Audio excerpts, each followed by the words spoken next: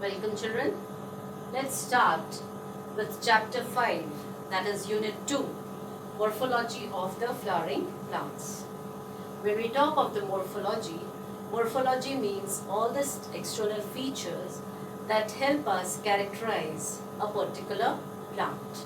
So here we are going to talk about the angiosperms, and a typical angiosperm plant will show following structure. So before we study the detail, let us study the basic structure of the angiosperm plant. Now this is the soil. When we talk of the plant, the soil has distinct regions.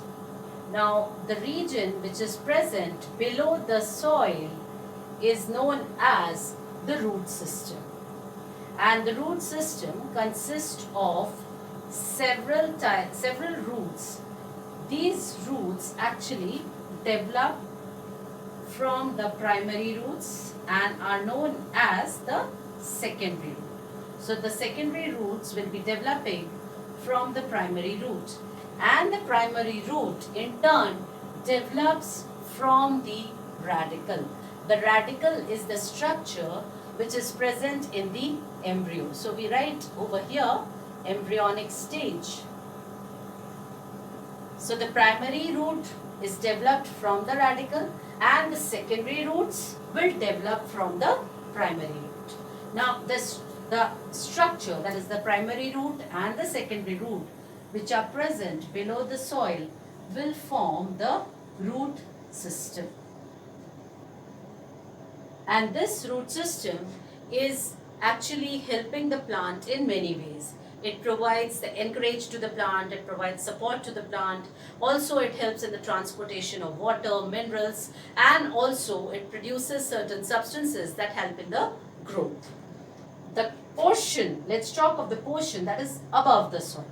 So above the soil we see a very distinct structure that bears almost all the parts of the plant that is known as stem. All of us are familiar with the term stem. Now this stem also has different parts to it.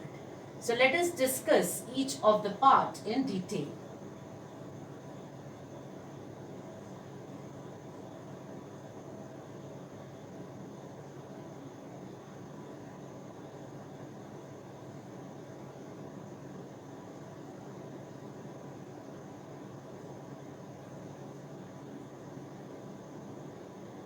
Now, when we talk of the stem has certain other parts. This is very well known to all. This is the leaf. Then the part from where the branch arises or the leaf arises, that part is known as the node. So these will be the nodes, and the portion between the two nodes is known as the internode.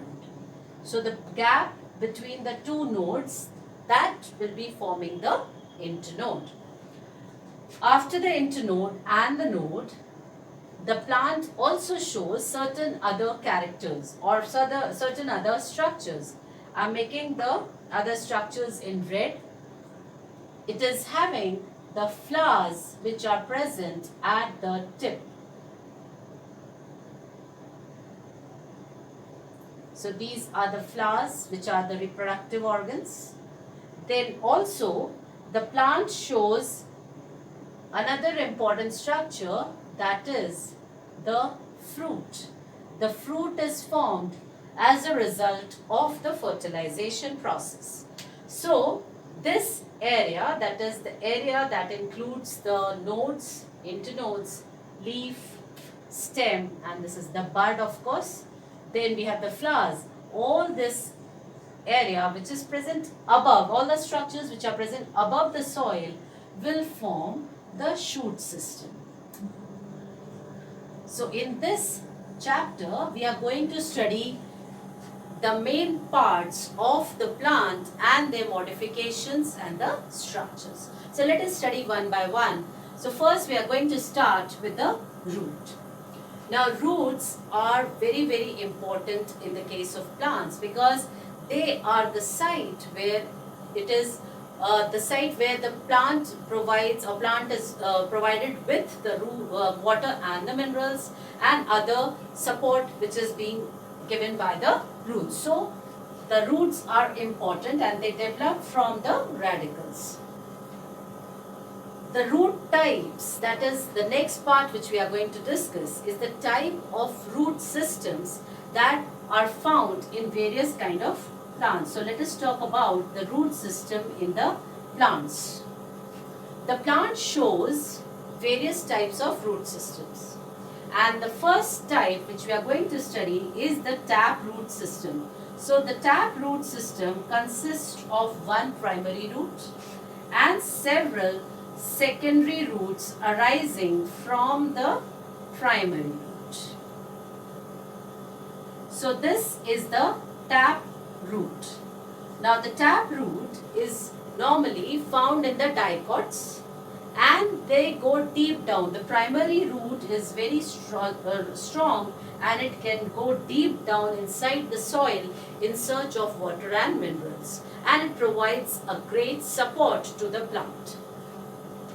Coming to the next, that is the fibrous root system. The fibrous roots arise from the stem, base of the stem, and sugarcane is an example. So this is a fibrous root and they also provide encourage or support to the plant, but they do not go deep inside the soil. They are present not at a great depth, but they are supportive to the plant. The adventitious root are the roots that develop from the stem, but the stems mostly run parallel to the ground. So they will be developing the roots. These are the roots, and these roots are not very deep down. They are again very superficial, but they run parallel, like for example the grasses. So these are the adventitious roots. Now the adventitious roots and fibrous roots are found in the monocots, whereas the taproot is found in the dicots. It goes deep down, they are superficial, they do not go deep down inside the soil. So the taproot, fibrous root and the adventitious roots are the various kinds of root systems that we find in the plants. Let us now talk about the structure, because these roots have a definite structure, and coming to the structure, we understand that there must be a certain area of growth. So if we study the structure of the root has, this is the structure of the root we are talking of.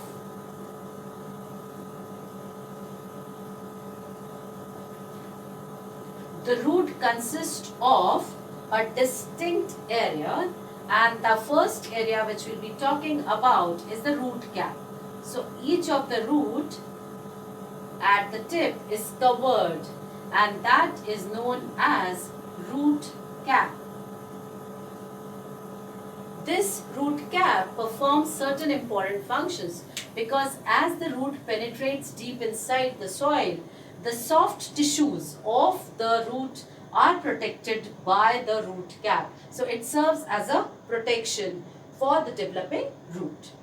The next area which we see in dark black over here, that is the region of meristematic cells.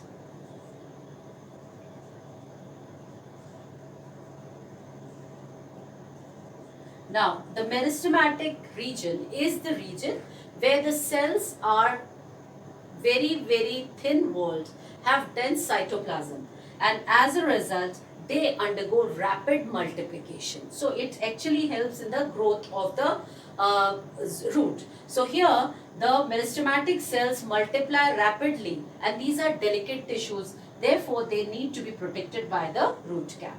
So here the meristematic region is the first region from the down. If we go, that region helps in growth, that is multiplication. Now the region above the region of meristematic cells is the zone of elongation or the region of elongation. Here, the cells are a little mature. They don't undergo or they do not multiply over here, but they undergo process of differentiation. So the cells are slightly mature over here. They are undergoing the process of